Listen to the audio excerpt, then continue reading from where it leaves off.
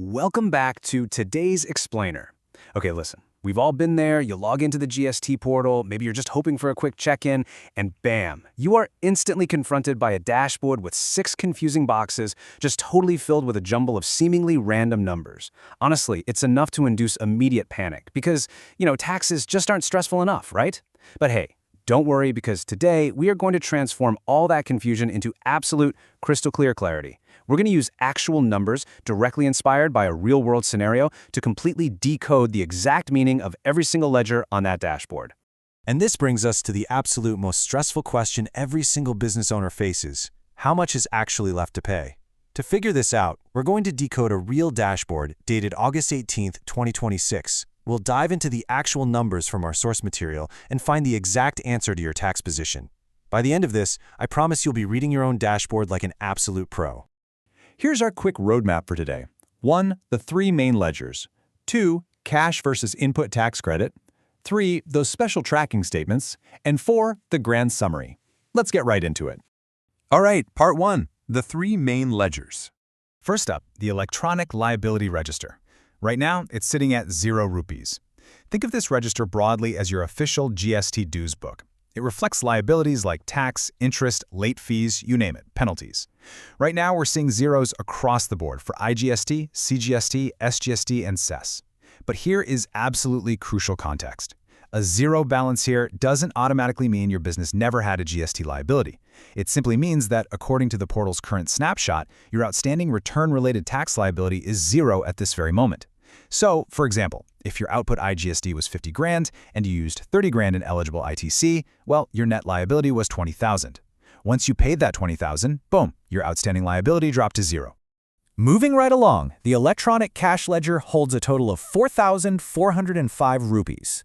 This comes from 4,199 rupees in IGST, 103 in CGST, and another 103 in SGST. Now, you should think of this ledger exactly like money deposited in your bank account. When you make a successful payment via a GST challan, the amount is credited right here. But listen up, because this is a massive warning. Having a balance in your cash ledger is definitely not the equivalent of having actually paid your taxes. The money is literally just parked there. If you deposit 10 grand via a challan, it sits in the cash ledger. If you later use 6,000 of that to offset a liability, your remaining cash ledger balance drops to 4,000. Depositing is just step 1. Actually utilizing it against the liability is a completely separate step. And that brings us to the third big heavy hitter, the electronic credit ledger.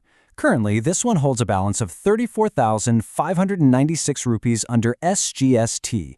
You really need to picture this as a vault. It is not cash. Let me repeat that. It is not cash. This is input tax credit, or ITC, generated from your eligible business purchases and input services.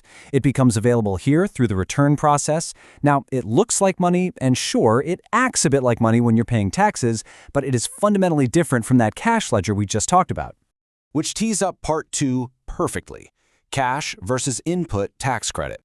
So the cash ledger is actual, hard money deposited by you onto the portal.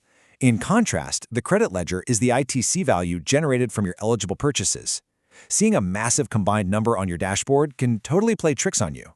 It creates this illusion of wealth, making you think you just have all this freely usable cash sitting around waiting for you. But as you'll see in a second, their uses are strictly defined by GST utilization rules. So how do they actually interact? Well, it all comes down to this golden formula. Step 1, you calculate your output tax. Step 2, subtract your eligible ITC, which comes straight out of your credit ledger. Step 3, that remaining amount is your net tax payable, which you then discharge using the cash ledger.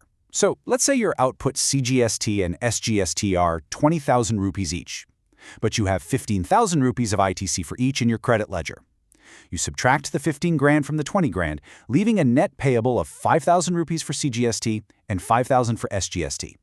That remaining 10,000 total, that's what you must discharge using actual cash. I really want to highlight this specific quote derived from our source material because it is absolutely vital to understand.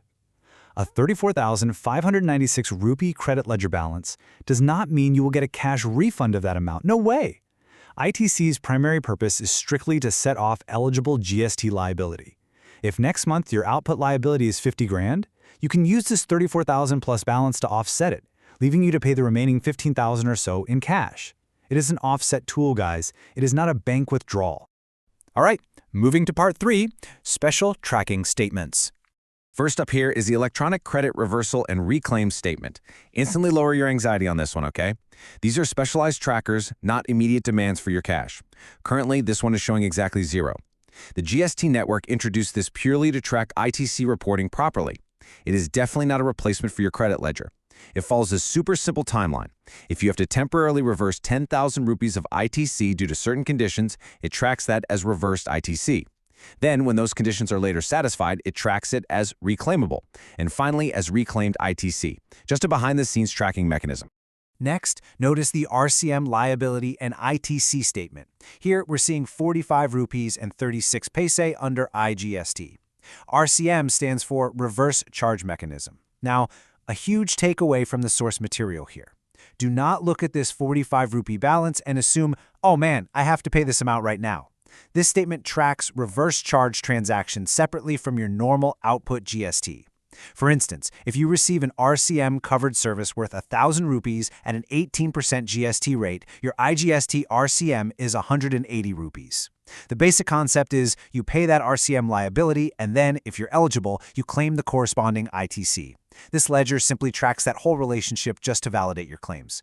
The very last tracker is the negative liability statement, which is currently sitting at 0. This concept is primarily associated with certain taxpayers, particularly your composition taxpayers. If a composition taxpayer has a negative liability in a tax period and no payment is required, well, that negative balance is maintained right here. It can then automatically adjust against future liabilities. So a 2,000 rupee negative balance will just naturally reduce a future 5,000 rupee liability down to just 3,000. Pretty neat, right? Okay, let's bring it all home with part 4, the grand summary. Let's synthesize all of these distinct numbers into one cohesive picture. At a single glance, you now know exactly what you are looking at. The liability register shows 0 outstanding dues. The cash ledger shows 4,405 rupees of actual deposited money. The credit ledger, holding 34,596 rupees of SGST right in your ITC vault. The reversal and negative statements showing 0 right now, meaning no tracked reversals or future adjustments. And finally, the RCM statement tracks your 45 rupees and 36 paise of IGST for reverse charge. To permanently lock this into your memory, let's rapid fire these simple meanings one last time. Cash ledger, that's your deposited money. Credit ledger, your available ITC. Liability register, your outstanding dues. Reversal statement, tracked ITC. RCM, reverse charge tracking. And negative liability, future adjustments. If you can just remember these simple associations, I guarantee you will never panic at your dashboard again.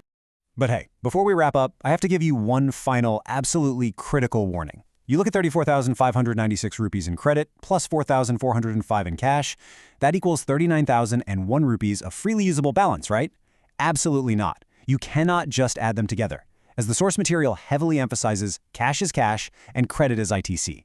IGST, CGST, and SGST credits have entirely different, specific utilization rules. RCM liability has different treatments, and things like interest and late fees, those generally require actual cash, not your ITC. So never, ever just add the totals on your dashboard together. So, you now possess the knowledge to accurately read your entire GST portal at a glance. You know the exact difference between parked cash and an ITC vault, and you finally know how to read those pesky tracking statements. But listen, theory is one thing, real-world application is a completely different beast. So my question to you is this. Are you ready to see how an online seller, say on Amazon or Flipkart, doing a solid 1 lakh in sales, actually uses their cash and credit ledgers to offset this exact type of liability in their GSTR 3B? Well, that is exactly what we'll be diving into next time. Until then, keep analyzing and keep learning.